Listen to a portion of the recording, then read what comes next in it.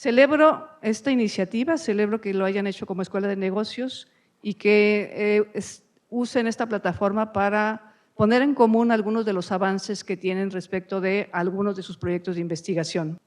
Las reflexiones y análisis que se presentan en las distintas mesas de este coloquio en torno al empleo, las reformas laborales, el sistema pensionario, el impacto del COVID-19 en las MIPES, la innovación social en los negocios, el liderazgo y las neurociencias, la cultura organizacional, la gestión del cambio en las pymes y los procesos de emprendimiento internacional, seguramente abrirán espacios de diálogo y de propuestas alternativas e innovadoras que ofrezcan caminos de solución a los enormes y complejos retos en el ámbito socioeconómico que tenemos como país y como sociedad. Bueno, lo primero, 4 pequeñas ideas. Lo primero es que estoy plenamente convencido de que trabajar articuladamente, construir puentes, generar sinergias, pues es la forma como en el ITESO tenemos que empezar a proceder cada día y cada vez más. Y me parece que este nuevo impulso que se está dando a la Escuela de Negocios, pues es uno de los ejemplos que puede ser paradigmático en la construcción de estas sinergias. Por supuesto que cada instancia tiene su especificidad, cada uno tiene su carisma y su propósito, pero al compartir el mismo objeto de estudio, al transitar los alumnos entre las 3 instancias y al tener conocimiento sobre los mismos campos, me parece que lo que nos invoca o nos impele la realidad es precisamente esta construcción de puentes que yo espero que perduren y se fortalezcan cada vez más. Entonces, para empezar, pues nos celebro muchísimo. Las empresas realmente grandes, que es donde está concentrado 90% de las exportaciones, no representan más que el 0.1% de las unidades económicas. Un país volcado al exterior, en donde solamente pueden beneficiarse 0.1% de las unidades económicas, híjole, ahí hay una bronca. Pero esta estructura por número de establecimientos tiene poco que ver con la estructura en términos de empleo. En términos de empleo lo que tenemos es una estructura profundamente bimodal. El empleo está concentrado por un lado en micro y por otro lado en gigantes y grandes. Y entonces lo que tenemos es un espacio vacío en medio, en donde entonces resulta dificilísimo generar una progresión en tamaño en empresas. No tenemos una estructura articulada. ¿Qué es lo que ocurre cuando nos vamos al 2019? Sorprendentemente, la estructura por tamaño de unidad económica prácticamente no varía. La heterogeneidad sigue siendo casi igual de extrema que la que teníamos en 1986, a pesar del cambio gigantesco en estrategia y del cambio gigantesco en estructura de comercio exterior. Lo que sí se modifica de manera importante sí es la estructura del empleo, pero para concentrarse mucho más en las unidades económicas que tienen mayores dificultades. En otras palabras, estamos hablando de un proceso de intensificación en la precarización. Y a diferencia del anterior tratado, porque el anterior tratado también tenía, pero no tenía dientes, ¿verdad? No tenía mecanismos efectivos para poner eso en marcha. Dijeron, no queremos simulación, queremos que México haga una reforma laboral, y por eso empezó esa reforma laboral con Peña Nieto, ¿verdad? En el 17, y luego se concretó en el 19 ya con AMLO.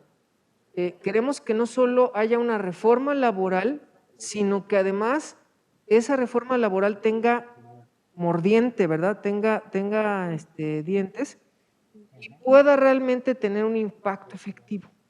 Porque eso es lo que había prometido Trump a su electorado, sobre todo a los de aquellos estados que tradicionalmente habían votado demócrata y que él los había ganado en la elección de 2016.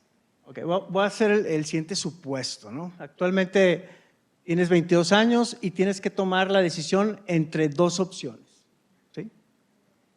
En la primera opción vas a ahorrar 1,800 pesos mensuales ¿sí? En la segunda opción vas a ahorrar 3,600. Pero lo que va a cambiar aquí es el tiempo cuánto mantienes ese ahorro, ¿no? En la primera opción lo vas a mantener los primeros 13 años, ¿sí? Y en la segunda opción te vas a esperar esos 13 años, pero con la promesa de duplicar esos 1,800. O sea, vas a ahorrar 3,600, pero vas a ahorrar más años, vas a ahorrar 31 años. Ambos se van a parar hasta los 65 años. Lógicamente, en la segunda opción vas a ahorrar más dinero, ¿sí? Pero ¿qué tanto impacta en tu saldo final? ¿Sí?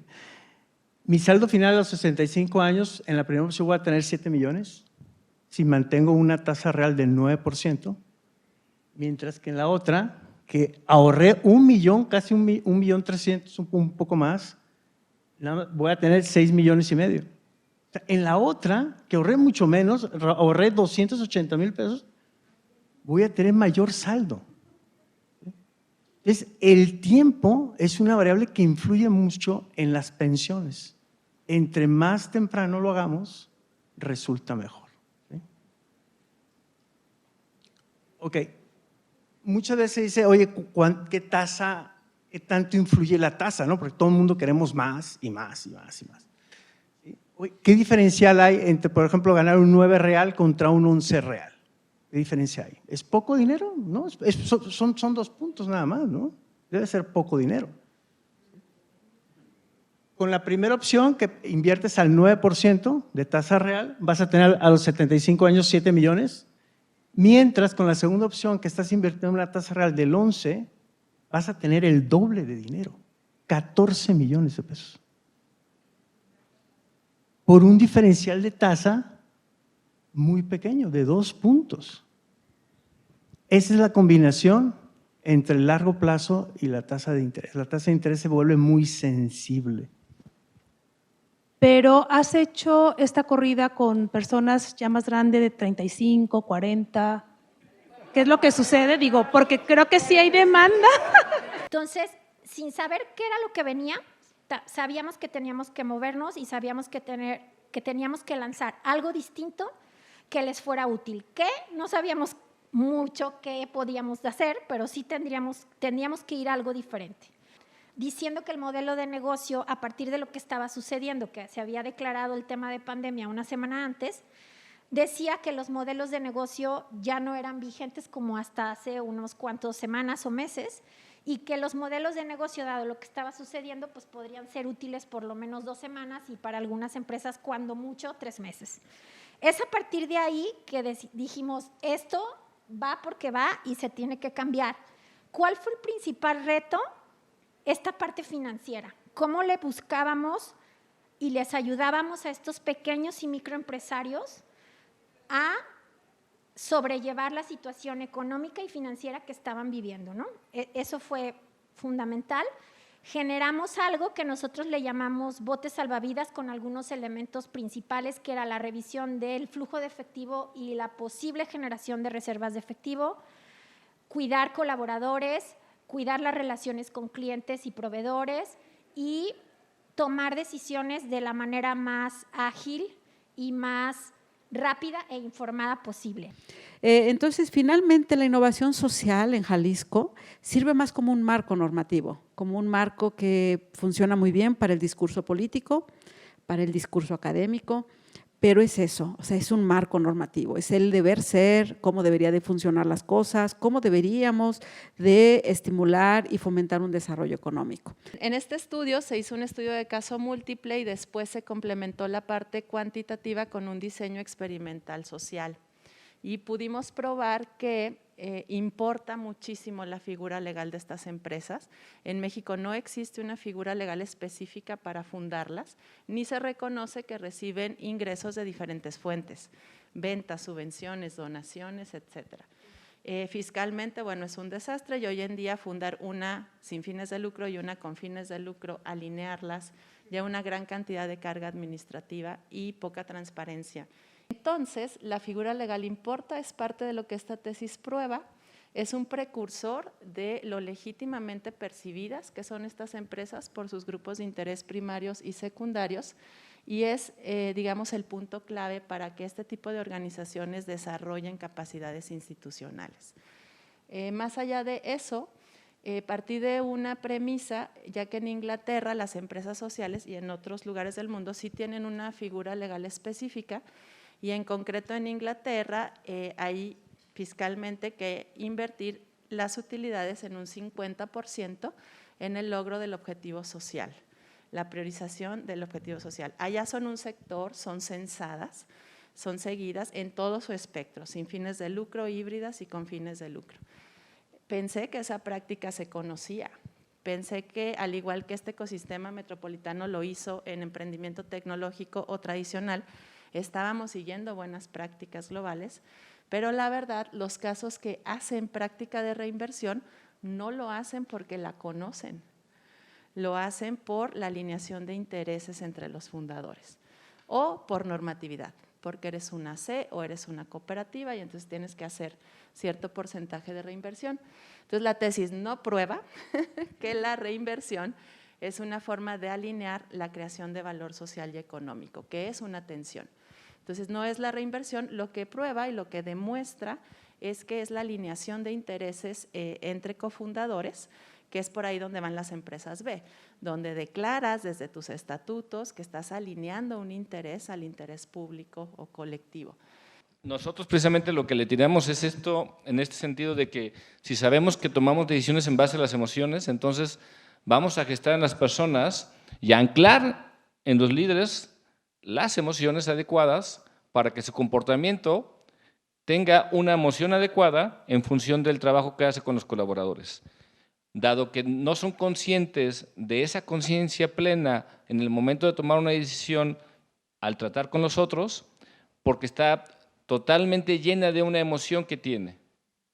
¿Sí? Pocos son y pocos momentos son cuando el líder es totalmente consciente, es decir, se da cuenta de que quiere dirigir una atención, dar una indicación con respecto a alcanzar un objetivo en la otra persona, sabiendo que, como lo dice, puede o no causar un bienestar o un malestar al individuo.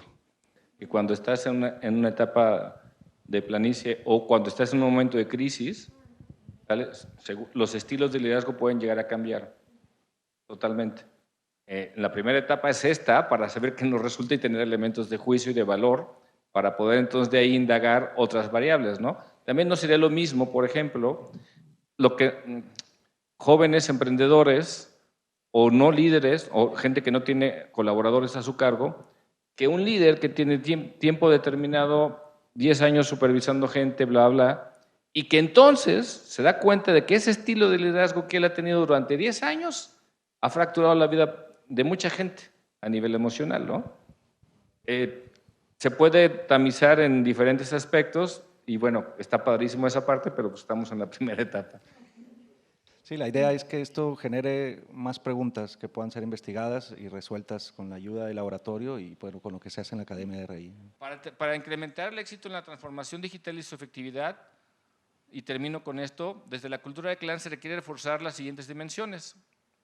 Estos conceptos son tomados de Cameron y Quinn y son los resultados que arroja la encuesta, ¿de acuerdo? Y por eso están estandarizados para alcanzar estos objetivos, que es el desarrollo humano, trabajo en equipo, compromiso, la gestión con los colaboradores, que incluiría el consenso y la participación de todos nosotros. Y se sugiere un liderazgo, otra vez, que exista acompañamiento, que exista retroalimentación y facilitación.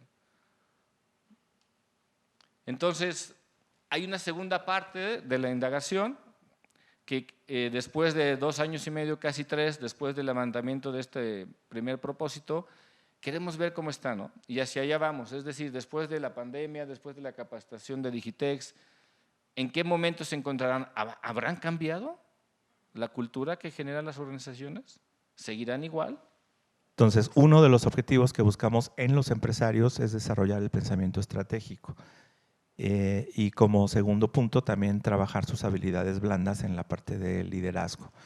Entonces, uno de los impactos más importantes de este estudio, de este trabajo, pues es el haber desarrollado pensamiento estratégico en los empresarios de esta empresa que pues es una pareja de empresarios muy jóvenes que han logrado a través de este desarrollo mejorar su toma de decisiones. O sea, ¿y cómo mejoran esta toma de decisiones? Pues con mayor información, más fundamentada y con una visión ya de más largo plazo. También se reconoce una promoción en la dinámica del equipo, del personal que trabaja en la empresa, que fortalecen esa cultura organizacional de la que también hace rato nos hablaba Carlos, y aprovechando el viaje, también esta empresa ha sido apoyada por el equipo de Comipe, en donde se hizo también el estudio de cultura organizacional. Entonces cuentan ahora con más información relacionada a esas dimensiones que tienen que ver con la comunicación, el liderazgo, el énfasis estratégico, etcétera.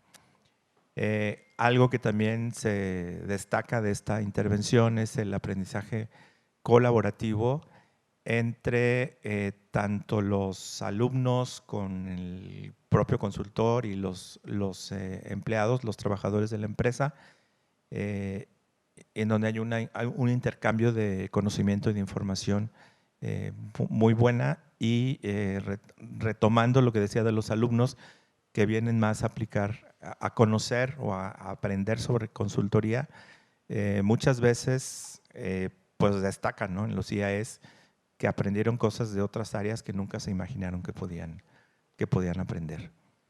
Y finalmente, pues la difusión o la promoción de este modelo de consultoría que manejamos en este proyecto, que resalta la parte de la visión sistémica y el enfoque estratégico, que busca y está orientado también al cuidado de las personas, en este caso también los estudiantes que participan en este proyecto.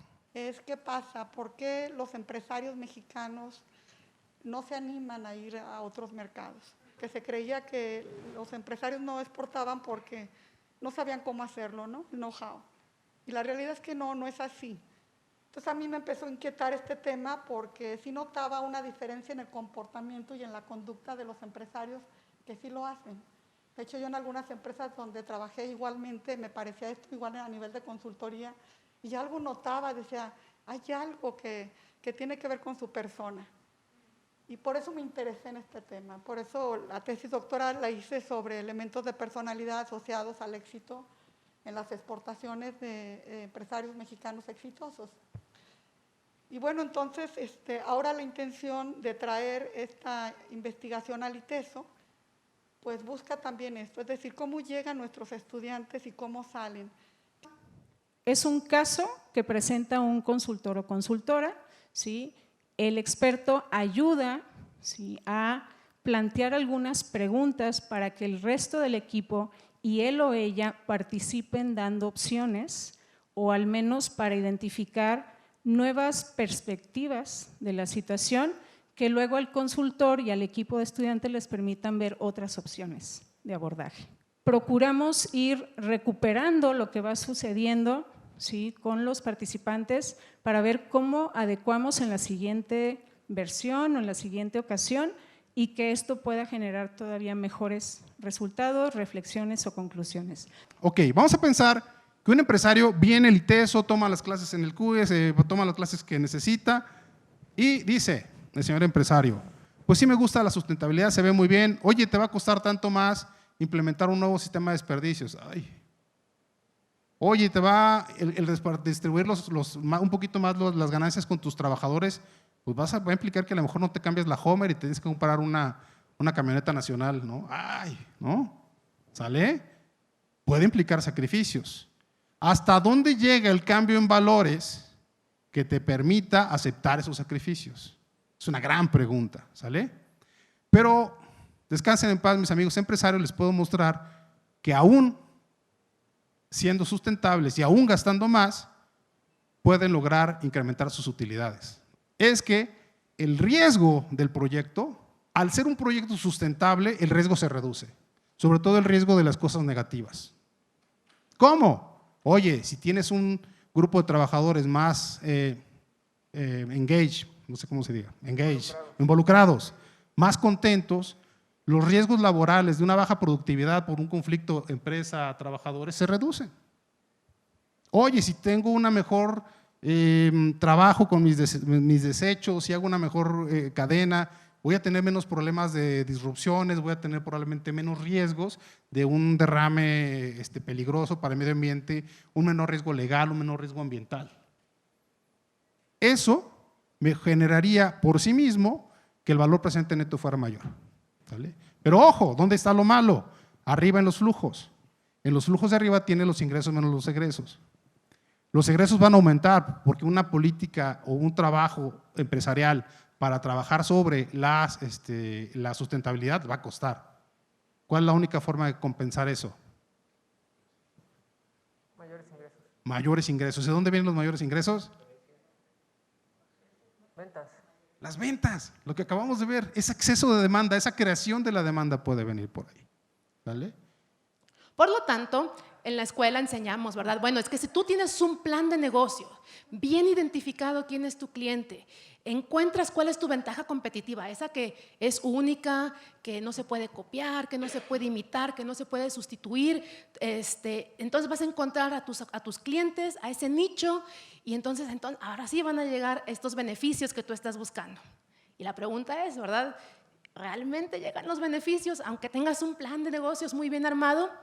Y pues la respuesta sería, bueno, tal vez lo que está fallando aquí es la estrategia, ¿verdad? Y entonces aquí entro yo porque en la parte académica yo soy profesora de estrategia, de administración estratégica en la licenciatura y de dirección estratégica en el MBA, ¿verdad? Entonces, pues, ¿qué está pasando? ¿Qué estrategias estamos enseñando? ¿O qué definimos como estrategia? Y aquí la cosa es que mucho de lo que enseñamos como estrategia pues son las estrategias de mercado, de las cuales muchos de mis compañeros anteriores, tanto el día de ayer como el día de hoy, hemos hablado de las estrategias de mercado, cómo le enseñamos a los alumnos diferentes formas, ¿verdad?, en que sus empresas puedan llegar a ser competitivas, encontrar la ventaja a sus clientes, ser exitosas, y todo eso es perfecto. Sin embargo, pues no es el único tipo de estrategias que llevan a cabo las empresas. Y aquí entra el título de mi presentación, las estrategias de no mercado. ¿Qué son estas? Parece, pues dirán ustedes, yo nunca había escuchado eso de estrategias de no mercado, tal vez no con este nombre, aunque no es un nombre que yo me inventé, el término fue acuñado por ahí de la década de los 70s, en los 90s empezó a haber muchas más publicaciones con este término en particular, y bueno, pero ustedes sí conocen a los dos componentes principales de la estrategia de no mercado, que son dos, responsabilidad social. Y tal vez el otro dicen CPA, pues ¿eso qué significa? Es de las siglas en inglés, Corporate Political Activity, las estrategias políticas de las empresas. Las empresas no solamente hacen estrategias de mercadotecnia o de cualquier otro tipo para tratar de llegar a sus clientes, también tienen pues toda esta parte donde tratan de hacer cosas socialmente responsables, lo que cada quien defina que es socialmente responsable de acuerdo a los alcances y demás que las empresas quieran llegar, pero también entran, ¿verdad?, en la parte política. Mayor o menor medida, eso les afecta. ¿Y para qué hacer esto? ¿Por qué las empresas se tomarían, o los empresarios se tomarían la molestia de enfocar parte de los esfuerzos, a veces gran parte de los esfuerzos, en alguno de estos dos bloques? Y bueno, es porque ellos buscan, tal vez no algo directo, ¿verdad? El hacer el participar en un programa de responsabilidad social, el tener algún tipo de estrategia política, no lo van a ver directamente en sus estados financieros como un incremento en las ventas, pero saben que les va a otorgar cierto beneficio, tal vez intangible, tanto de la sociedad, mira, esta empresa se preocupa, esta empresa nos cuida, o del lado político, ¿verdad? Tal vez nosotros no lo estamos viendo, pero esta empresa se ocupa de mí, dirán algunos, ¿no? Entonces eso también puede ayudarles a las empresas a tener algún tipo de ventaja. Esto, y particularmente la segunda parte, el tema político, fue donde yo andé más en mi disertación.